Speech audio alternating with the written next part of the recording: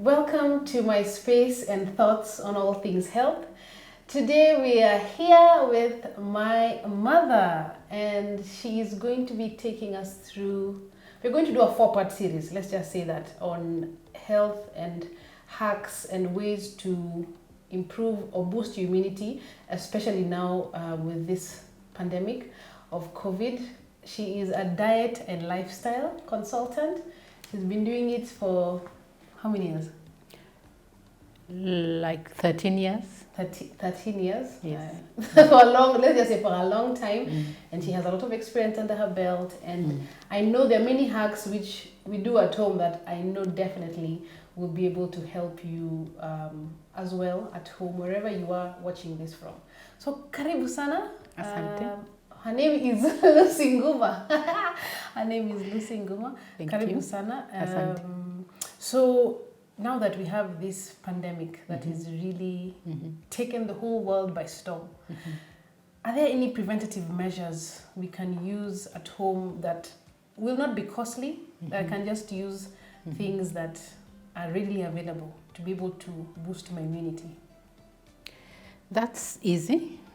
First and foremost, I think what we need to realize is the moment your body detects an infection or an injury, it creates an inflammation. Inflammation is both negative and positive.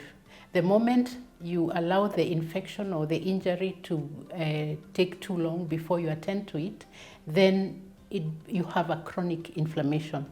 But now we are going to talk about just inflammation in the positive sense. Okay. When you have an inflammation, it basically means that the body is trying to defend itself from the injury or from the infection.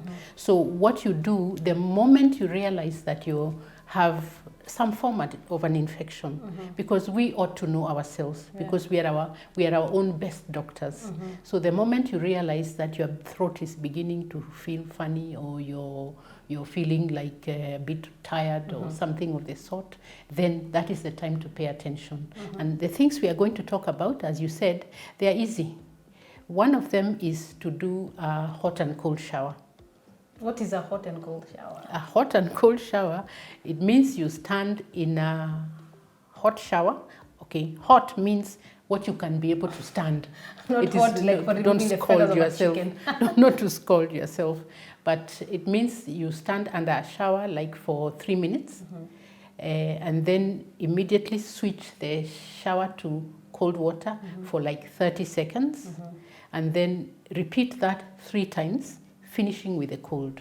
Now, what this does is to cause your body to begin to respond very quickly by sending in the red blood cells towards Or is it like your body is in shock, so something of your the body sort. is trying to figure out what to do, so it Yes. sends out? So it sends out the fighters. Okay. And as it sends out the fighters, it basically means it is improving your immunity. Genius. Now, the other thing that this does is to help to decongest the upper respiratory. That is your throat, your nasal area, your chest. It begins to decongest that because the body usually, the moment you have this hot and cold, the blood will run towards the skin.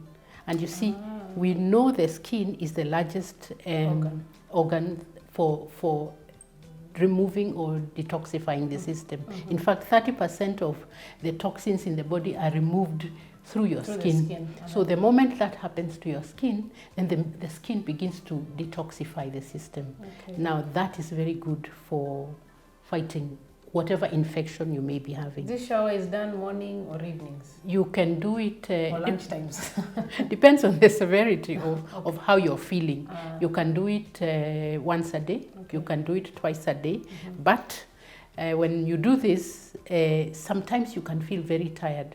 So I normally recommend that when you have done the hot and cold shower, you just go and lie on your bed, wrap yourself very nicely, make sure your feet have been wiped nicely, wrap yourself and lie for like maybe 5-7 minutes. Okay. Then you can relax Okay. and continue with your business. Okay.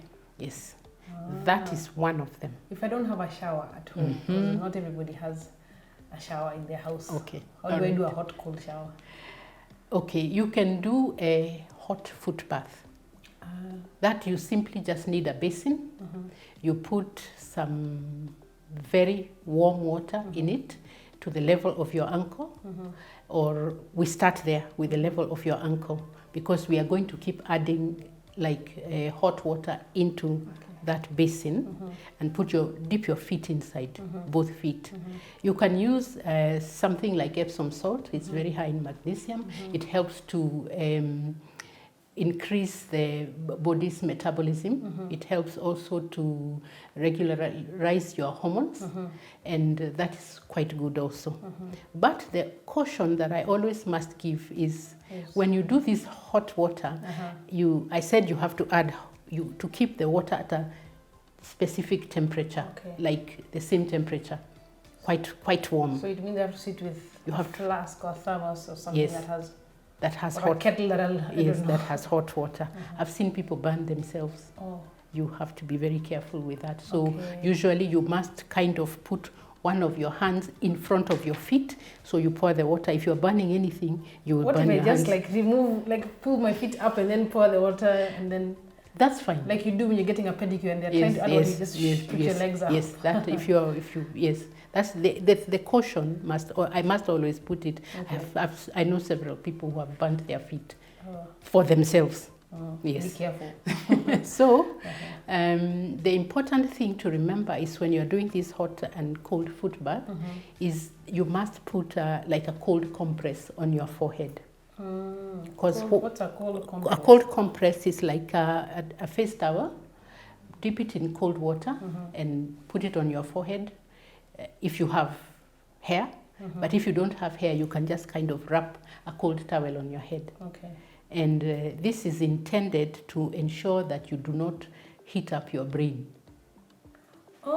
Yes, because you know, like if you go into a sauna and don't remember to carry your cold water, you always come out of there with a headache. I've never carried cold water into the sauna. I just sit there and boil. And come out with a headache. Yes. So you must put this cold towel over your, wring it after putting it in cold water, put it on your forehead or on the whole of your head, and keep changing this like every 3-4 minutes. Just keep your head constantly cool. So with a foot bath, yes, I have a basin with water up to my ankle. I have a flask or a kettle which has water, which I'll keep adding. Yes. I have another small basin with cold water. Yes. Where I have a towel or some form of something I can put over my head or forehead. Yes. Okay. Yes. And Epsom salt. And some Epsom salt. Where can I get Epsom salt? Epsom salt is everywhere. If you call us, we can tell you where to get it at an affordable price.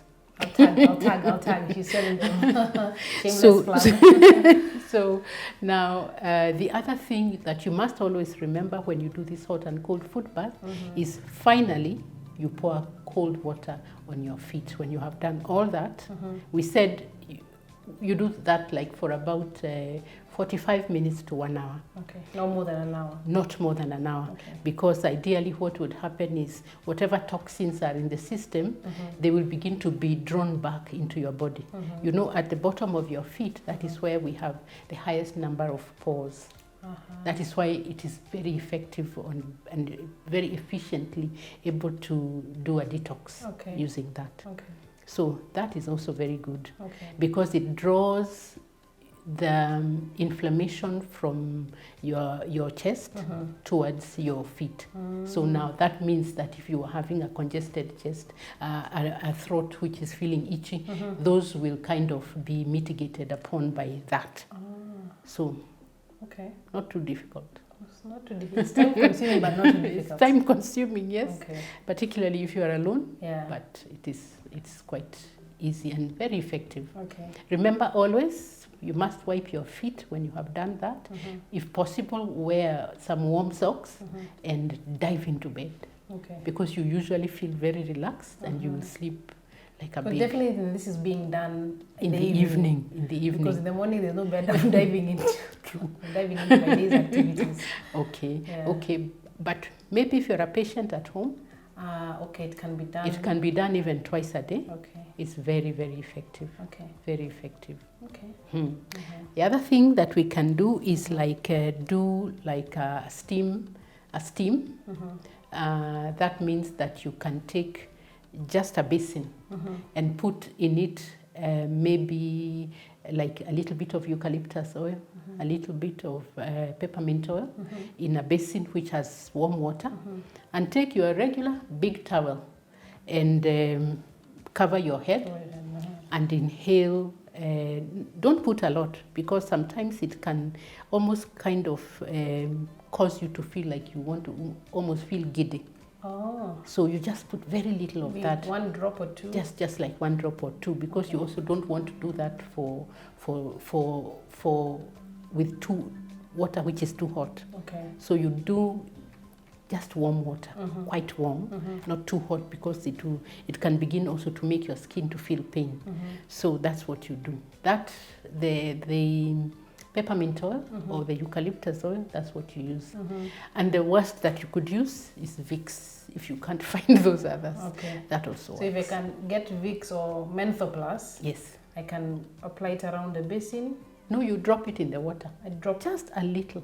Just a little, so that you can smell it. Oh. Yes. Okay. Yes. And then just cover. How long should I be under there? It depends on how. About 20 minutes, 15 to 20 minutes. Should I be coming out for some air, or should I just remain? Definitely come out for some air. Not suffocate We myself don't want under you to suffocate yourself in there. Okay. Yes. Okay. Yes. That sounds like something doable. I'm sure we can all get Vicks, some hot water in a basin. If you have a house, you have water in a basin. Yes. That should be for everybody. Yes. Any other hacks that we can use at home that can be able to help us boost our immunity?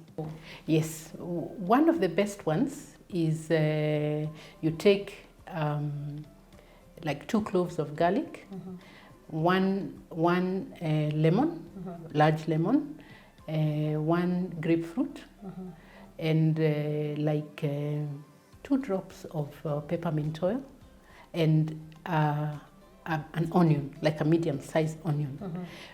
For the grapes and the lemons, you don't peel them completely. You just remove the top of the top skin, so that the white pith is left inside it. Oh, the white piece, like on an orange. That the white pith. Oh. It is called a pith. Oh, pith. Pith. Oh. So that is the one that carries all the antioxidants that you're looking for, and the anti-inflammatory elements inside the grapefruit and the lemon. Okay. So you cut all those into small pieces and blend them, and you can keep this in your fridge for like 3 days.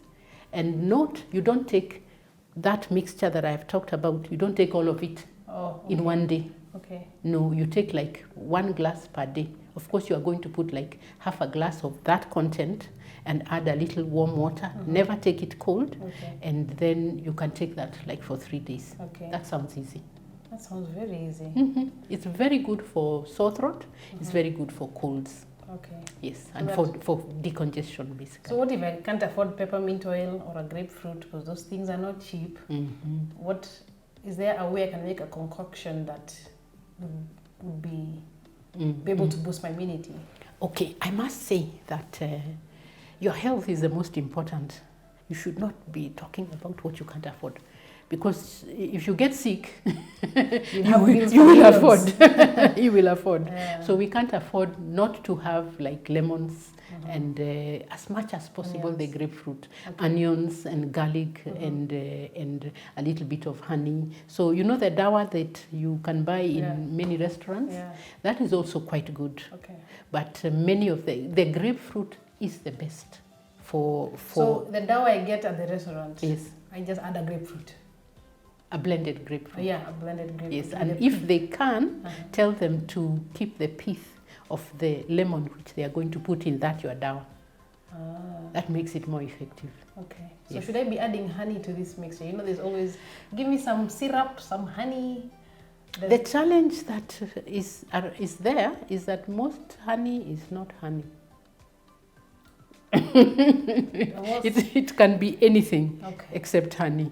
So if you want to use honey, you must know the source of your honey. Okay. So it has to be organic or pure natural honey. Okay. Otherwise, then it is sugar. Okay. Or maybe, I don't know how they do those bananas. I hear they do bananas, honey. overripe bananas to make honey. Wow, I didn't know that. They do that, I gather. Okay. So if you must have honey, you must be sure it's honey. Otherwise, just take it like that. Okay. Yes. Okay, well, I think those home hacks are very easy. Wouldn't be much for us to get water and Vicks or eucalyptus or peppermint. And thank you so much. Since this is a series, we'll see you next week to come and tell us more about how we can boost and improve our immunity. Thank you guys so much for tuning in. See you next week. We have more. Don't forget to come back and see what we're going to be talking about. Share with your friends. If you like this video, give it a huge thumbs up. Subscribe for more content, and see you next week.